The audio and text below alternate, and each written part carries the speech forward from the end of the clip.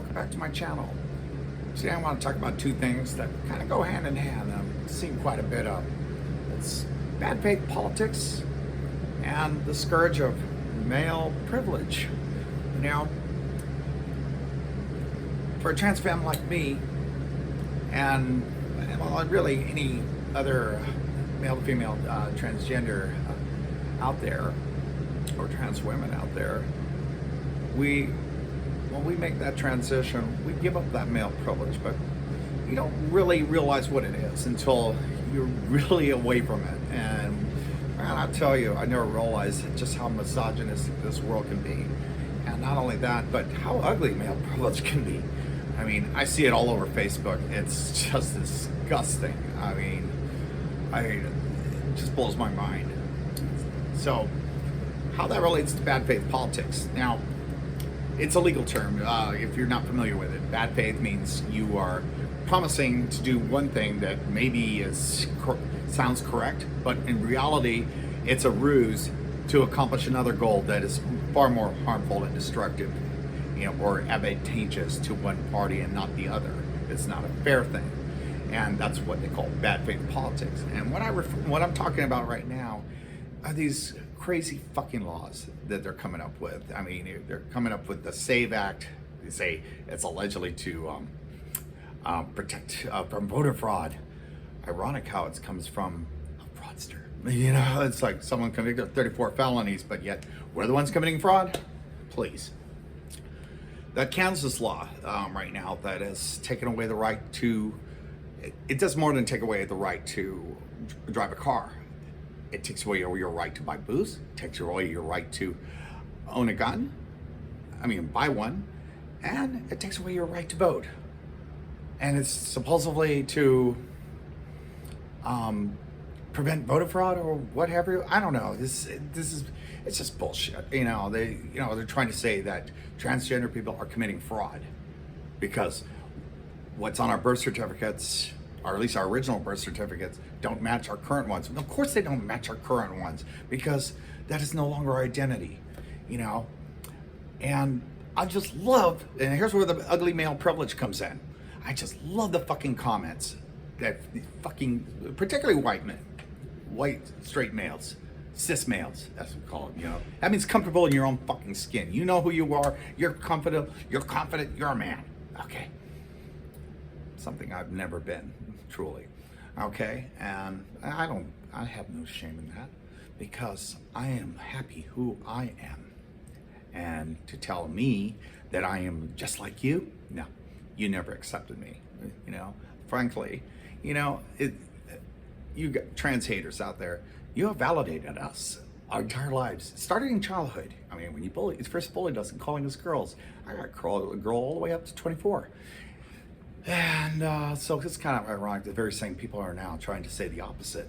And that's ugly. That's very ugly, very misogynistic. It's, I don't know, it's so third grade, bully bullshit. It's like, you'd hope these people would grow up. But no, they just, Donald Trump has given them a license to do whatever the fuck they want. And in fact, he's even throwing gasoline on fire. Evil son of a bitch. Well, so as it stands, so the common things I hear from these fucking men is like, and the same thing relates to the passport issue. Right now, none of us can get a passport unless you're part of that class action lawsuit that about a few dozen trans people got together. They sued the U.S. government, and they got permission to have their passports reflect who they are, because having a passport in your dead name and in your gender at birth can get you a hell of a lot of trouble.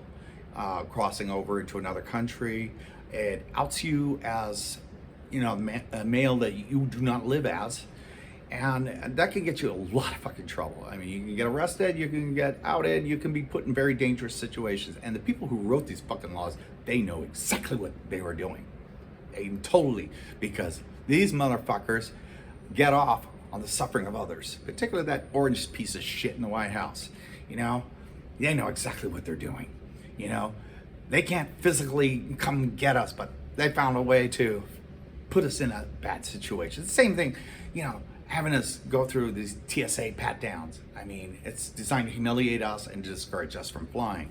Now, taking away our passports, that has put us in a very bad position.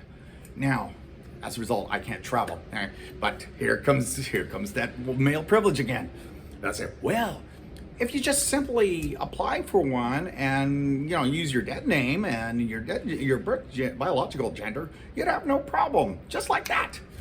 No, it's not just like that. Get you in a lot of fucking trouble.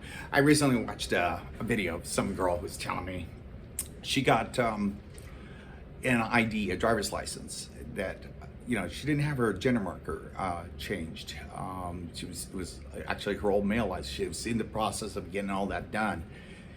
She gets pulled over for some bullshit reason by cops, and the cops are looking at a hot-looking girl, and they're flirting with her, and everything's going okay. And then she's about to be let go, with a wave and a little flirtation, and then they ask us, "So, well, we need to run your ID." So she hands over her ID, and they go back to their car, and a couple minutes pass by, and she's like, "What the fuck is taking so long?" They come back, and now all of a sudden they're total assholes to her. And I heard another story where, it's like they're told that, better take those fucking clothes off and get a haircut, young man. It's like, trans women are women, I for one don't necessarily call myself a woman. I like to think of myself as a third sex being, or I tell people I'm trans femme. It's a little different than your average trans, but it's still trans, because I have transformed my body, my appearance, the way I live. I live very much as a female, and there's no going back this time. I lived it in the 1990s to the early 2000s. Because of situations, I detransitioned. It caused me a lot of medical problems, a lot of mental problems, and a lot of suicide attempts. And after a lot of careful consideration, I planned to come back. It just took longer than I wanted to. I had to be in good health to do so. And so now that I'm back, I'm seeing things that I didn't see before in my first transition. I didn't see so much this male because there wasn't targets on our back then. Now and then you might run into some guy who might show a little disrespect, but for the most part, people, left us alone. They didn't bother us. Most time, they didn't even notice us. That's the way I liked it. I don't need this negative attention that these fucking assholes are doing. I just had a female friend, got followed into a bathroom by some man who's screaming, "There's a man in there, there's a man in there, my daughter's in there, get the fuck out of there," and chased her out and threatened to beat her up. That was a woman, and that's what these fucking bathroom bills are going to do. Again, here's that ugly male privilege. They think they can do these things, get away with it, and in some cases they're encouraged to. You have Ken Paxton in Texas, and then you have these people over in these other states that are putting bounties. You can anonymously report somebody for using a bathroom that you don't agree with, and you can get $1,000 maybe. It's like, and they have to pay for it. It's like, this is insanity. We didn't do any fucking wrong thing. I've been using the restroom for a long time. Never had a fucking problem. The only time in my life I've ever had a problem in a restroom was during my transition period, and I used a men's room, and I routinely got threatened because I looked too girly. Well, so I'm back in the women's room, and I feel a lot safer there. But I feel bad for women that maybe not as girly as me, and they're being harassed by fucking men. It's very rare that a woman might harass. Maybe she's some subservient MAGA person, whatever, or one of these religious types, who knows?